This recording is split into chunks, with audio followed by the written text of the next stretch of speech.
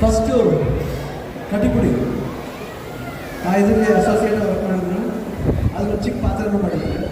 ಅದಾದಮೇಲೆ ಕೆಟ್ಟ ಸಪ್ಪಿಗೆ ಸೂರ್ಯ ಅವ್ರಿಗೆ ಎಷ್ಟು ಕಾನ್ಫಿಡೆನ್ಸ್ ಇದ್ದರೆ ಅವ್ರಿಗೆಲ್ಲ ಹೀರೋ ಪಾತ್ರ ಮಾಡಿಸಿದ್ದಾರೆ. ಆ ಪಿಕ್ಚರ್ ಅಷ್ಟೇ ಸೂಪರ್. ಆ ಪಿಕ್ಚರ್ಗೂ ಹೋಗಿದ್ದೆ, ಪ್ರೀವಿಯಸ್ ಶೋ ಹೋಗಿದ್ದೆ ನಾನು. ಅದೇ ರೀತಿ ಕಾಲೇಜ್ ಕುಮಾರ್, ಇವಾಗ ಕಾಲಪತಿ. ಇದ್ರಲ್ಲಿ ನೋಡಿ ಒಂದು ಐಡೆಂಟಿಫಿಕೇಶನ್ ಇದೆ, ಕೆ ಅನ್ನೋ ವರ್ಡ್ನ ಬಿಟ್ಟಿಲ್ಲ ಅವರು. ಓಕೆ, ಕಡ್ಡಿಪುಡಿ, ಕೆಂಡ ಸಂಪಿಗೆ, ಕಾಲೇಜ್ ಕುಮಾರ್ ಆ್ಯಂಡ್ ಕಾಲಪತಿ ಎಲ್ಲಾದ್ರೂ ಕೆ ಇದೆ. ಕೆ ಯಾರು ಹೇಳ್ಬೇಕಾದ್ರೆ ಗೊತ್ತಾ, ಯಾರು ಕಿಂಗ್ ಆಟಿಟ್ಯೂಡ್ ಗೊತ್ತಾ ಅವರೇ.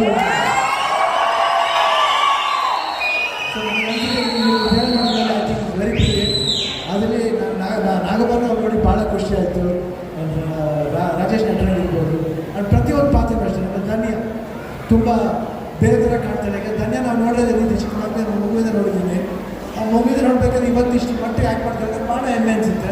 ಆಮೇಲೆ ಪೂರ್ಣಿನ ವಿಷಯ ಒಂದು ಹೇಳಿದ್ರು, ವಿಕಿ ಇದರ ಭಾಳ ಥ್ಯಾಂಕ್ಸ್, ನೀವು ಎಷ್ಟು ಚೆನ್ನಾಗಿ ಪ್ರೊಡ್ಯೂಸರ್ಗಳು ಇಡೀ ಟೀಮ್ನ ಹ್ಯಾಂಡಲ್ ಮಾಡಿರುತ್ತೆ. ಯಾರ ಮಗಳು ಅವರು? ಅದು ಪ್ರಜ್ಞೆ ಇದೆ ಮಗಳಲ್ವಾ, ಅದಕ್ಕೆ ಯಾರು ಮಗಳ ಬರದೆ ಹೆಂಗಿರುತ್ತೆ. ಯಾಕಂದರೆ ಅಮ್ಮನ್ನ ಬರೀ ಎಲ್ಲ ರಫ್ ಅಂತ ಇಲ್ಲ, ಅಮ್ಮ ರಫ್ ಜೊತೆಗೆ ಸಾಫ್ಟ್ ಇದೆ. ಎರಡು ಅವತಾರ. ಅವ್ರು ಯಾವತ್ತೂ ರಫ್ ಯಾವಾಗಿರ್ಬೇಕು, ರಫ್ ಆಗಿರ್ತಾರೆ.